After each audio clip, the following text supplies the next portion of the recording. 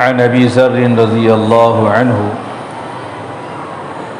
قال قال لي النبي صلى الله عليه وسلم لا تحقرن من المعروف شيئا ولو أن تلقى أخاك بوجه طلق.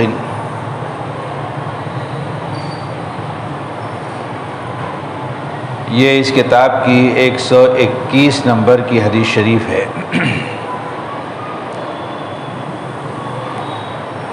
حضرت ابو ذر غفاری رضی اللہ عنہ کہتے ہیں کہ نبی کریم صلی اللہ علیہ وسلم نے مجھ سے ارشاد فرمایا کہ کسی نیکی کے کام کو معمولی مت سمجھو، اگرچہ کہ اپنے بھائی سے خندہ پیشانی کے ساتھ میں ملاقات ہی کیوں نہ ہو.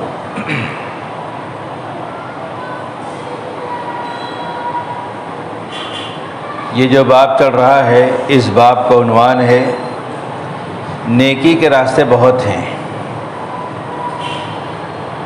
اس باب میں امام نووی رحمۃ اللہ علیہ نے یہ ایک حدیث شریف پیش کی ہے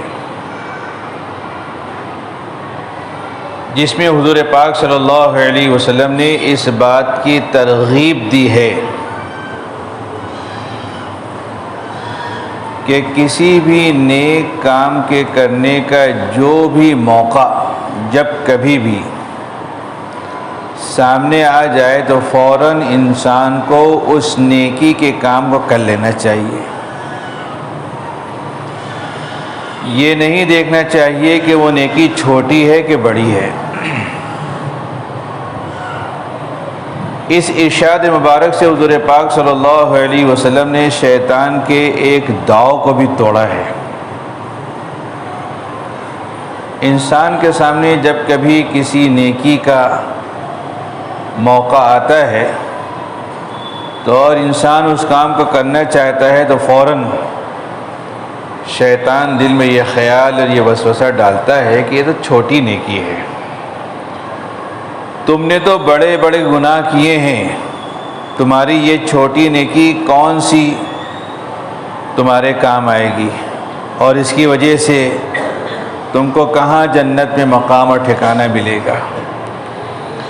اس لیے جیسے ہی شیطان کا یہ خیال اور یہ وسوسہ آتا ہے انسان اس نیکی کے کام کو بھی کرنے سے رک جاتا ہے. یہ بات بالکل طے شدہ ہے اور حقیقت ہے کہ نیکی چاہے کتنی ہی چھوٹی کیوں نہ ہو وہ سرتاپا خیر ہی خیر ہے.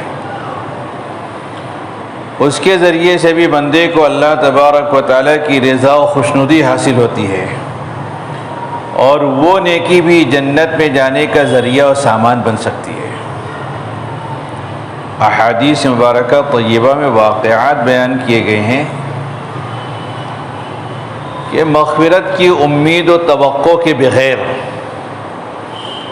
لوگوں نے چھوٹی چھوٹی نیکی کا کام انجام دیا، اللہ تبارک و تعالیٰ نے اس نیکی کے کام کو ان کے لیے مغفرت کا بہانہ بنا دیا. حدیث شریف میں ہے کہ ایک آوارہ بدکار عورت تھی، وہ راستے سے گزر رہی تھی، اس کو پیاس لگی، قریب میں کنواں موجود تھا، وہ کنویں کے اندر اتر گئی اور اس نے پانی پی لیا. جب کنویں سے باہر آئی تو اس نے دیکھا کہ ایک کتا ہے جو پیاس کی وجہ سے بے چین اور بے قرار ہو رہا ہے اور کیچڑ چاٹ رہا ہے. اس عورت نے سوچا کہ جس طریقے سے مجھ کو پیاس کا احساس ہو رہا تھا ویسے ہی پیاس کا احساس اس کو بھی ہو رہا ہے. کنویں پر ڈول نہیں تھا، رسی نہیں تھی. اس نے اپنے پیر سے چمڑے کا موزہ اتارا، اپنے دوپٹے سے باندھا اور اس چمڑے کے موزے میں پانی نکالا، اس پیاسے کتے کو پلایا. حضور پاک صلی اللہ علیہ وسلم نے ارشاد فرمایا کہ میں نے اس آوارہ بدکار عورت کو جنت میں دیکھا. اسی طریقے سے حدیث شریف میں حضور پاک صلی اللہ علیہ وسلم نے ارشاد فرمایا کہ میں اس شخص کو جنت کے قالینوں پر لوٹتے ہوئے دیکھ رہا ہوں جس نے صرف ایک معمولی نیکی کے کام انجام دیا۔ ایک کانٹے دار درخت تھا، لوگوں کے راستے میں تھا، آنے جانے میں تکلیف ہو رہی تھی، اس نے کلاڑی اٹھائی، اس درخت کو جو ہے کاٹ دیا، لوگوں کے لیے آسانی پیدا ہو گئی، آنے جانے میں سہولت ہو گئی۔ حضور پاک صلی اللہ علیہ وسلم نے ارشاد فرمایا کہ اس نیکی کی وجہ سے اللہ تبارک و تعالی نے اس کو جنت کا مستحق اور حقدار قرار دیا۔ آپ صلی اللہ علیہ وسلم نے ارشاد فرمایا کہ میں اس کو دیکھ رہا ہوں کہ جنت کے قالینوں پر لوٹ رہا، یعنی بالکل جنت میں مست اور مگن ہے۔ یہی نیکی کے مواقع روزانہ لوگوں کے سامنے آتے رہتے ہیں۔ راستہ چلتے ہوئے کسی نے دیکھا کہ کیلے کا چھلکا راستے میں پڑا ہوا ہے، اس کو راستے سے ہٹا دیا۔ کوئی معمولی تکلیف دینے والی چیز ہے، کوئی کانٹا آ گیا، کوئی کیل راستے میں آ گیا، اس کو راستے سے ہٹا دیا۔ کوئی پتھر آ گیا، اس کو راستے سے ہٹا دیا۔ تو اس نیک کام کے انجام دینے پر بھی اللہ تبارک و تعالی وہی اجر انعام عطا فرمائیں گے جو اجر انعام اللہ تبارک و تعالی نے کانٹے دار درخت کو کاٹنے والے شخص کو عطا فرمایا تھا۔ تو حضور پاک صلی اللہ علیہ وسلم نے ارشاد فرمایا کہ کوئی نیکی معمولی نہیں ہوتی، پتہ نہیں کون سی نیکی قبولیت کے وقت میں ہو جائے اور اللہ تبارک و تعالیٰ کی بارگاہ میں مقبول ہو کر کے انسان کی مغفرت کا بہانہ بن جائے۔ جس طریقے سے کسی نیکی کو معمولی سمجھ کر کے چھوڑنا نہیں چاہیے، اسی طریقے سے کسی گناہ کو چھوٹا اور معمولی سمجھ کر کرنا بھی نہیں چاہیے۔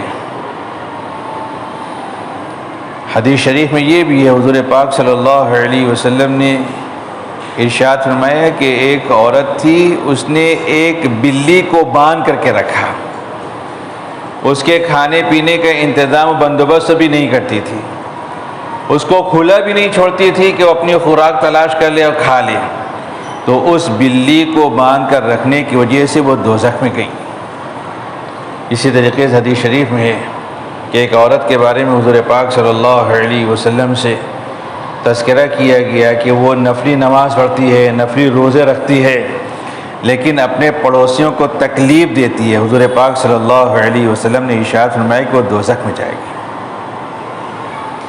ایک دوسری عورت کے بارے میں تذکرہ کیا گیا کہ وہ نفلی نماز نہیں پڑھتی، نفلی روزے نہیں رکھتی، لیکن اپنے پڑوسیوں کو نہیں ستاتی۔